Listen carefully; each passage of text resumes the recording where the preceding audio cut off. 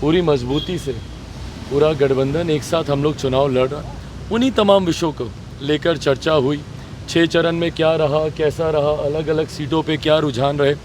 गाने का खूब शौक चढ़ा है मेरे भाई को, कोई बात नहीं, रिहर्स करते रहें, गाने गाने का शौक़ अपना बरकरार रखें। अब ये टन टन तारा 9-2-12 किसका होगा ये 4 तारीख को पता चल जाएगा।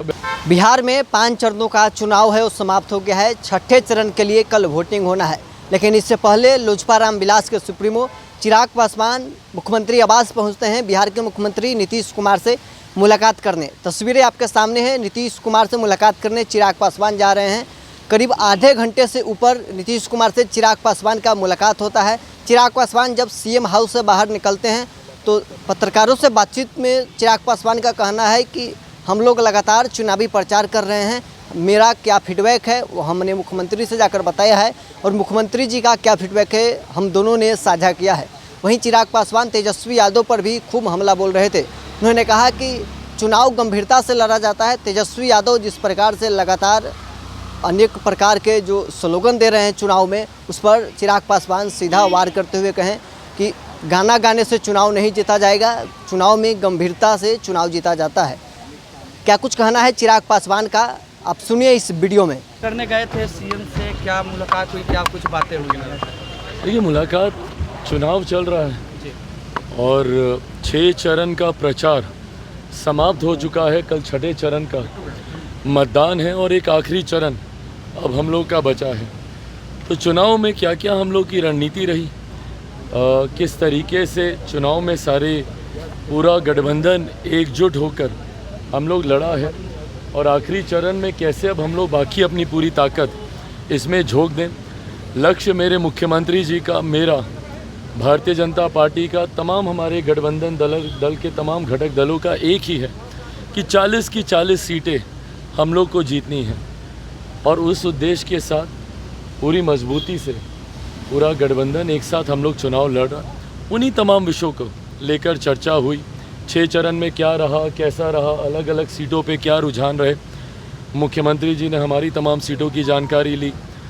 उनकी सीटों पर जहाँ जहाँ हम प्रचार, आज भी जैसे हम नालंदा में थे, हिलसा में थे, कल हम जाएंगे, अस्तामा में भी है, जहानाबाद में भी है, तो कहाँ कहाँ पे क्या माहौल रहा, कैसा रहा, लोगों में उत्साह कैसा, ये तमाम जानकारियों का आदान प्रदान रहा।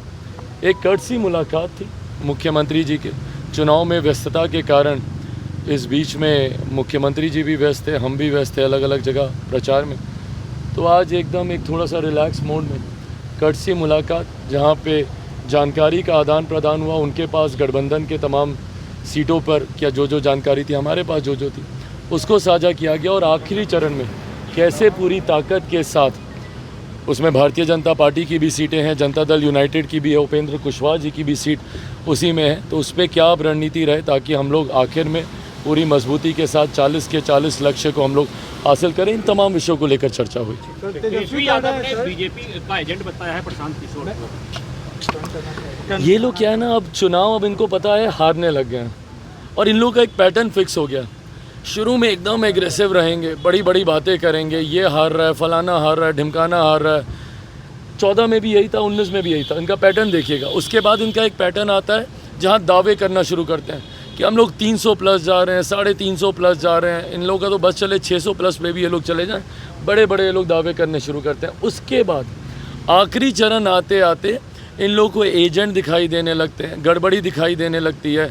इन लोगों को अधिकारी, इन लोगों को एजेंट दिखाई देने लगेंगे। इन लोगों को सिस्टम में, इन लोगों को खामियां दिखाई देने लग जाएंगी। और उसके बाद अब जिस दिन परिणाम आएंगे उससे एक आध दिन पहले से ईवीएम भी इनको ख़राब दिखाई देने लग जाएगी।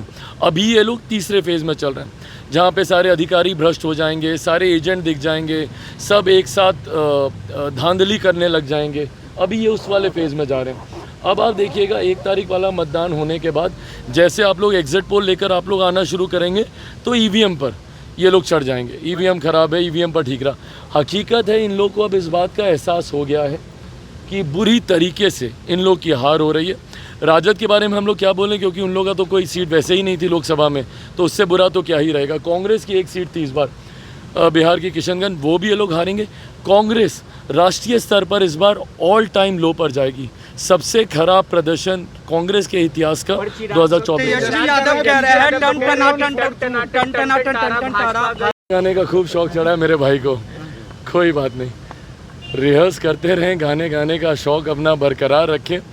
अब ये टन टन टारा 9-2-12 किसका होगा ये 4 तारीख को पता चल जाएगा। बहरहाल गाने गाने से चुनाव नहीं जीते जाते, जनता का विश्वास जीतने से चुनाव जीते जाते हैं। चुनाव में गंभीरता को बनाए रखना ज़रूरी है। लोगों के 5 साल के भविष्य की आप बात कर रहे हैं, इतनी हल्की बातें चुनाव में एक गंभीर नेता से लोग अपेक्षा नहीं रखते हैं, बट हाँ अपनी छवि वो ऐसी ही बनाना चाहते हैं तो उनको मुबारक। चिराग जी आपने एक आरोप लगता है एफआईआर भी दर्ज करवाई जाती है। भाई मुझे इस बात की जानकारी नहीं है, बट इस तरीके की घटना होनी नहीं चाहिए। सर एक सेल्फी चुनाव संहिता का, आचार संहिता का पूरी तरीके से पालन हर जनप्रतिनिधि को रखना चाहिए।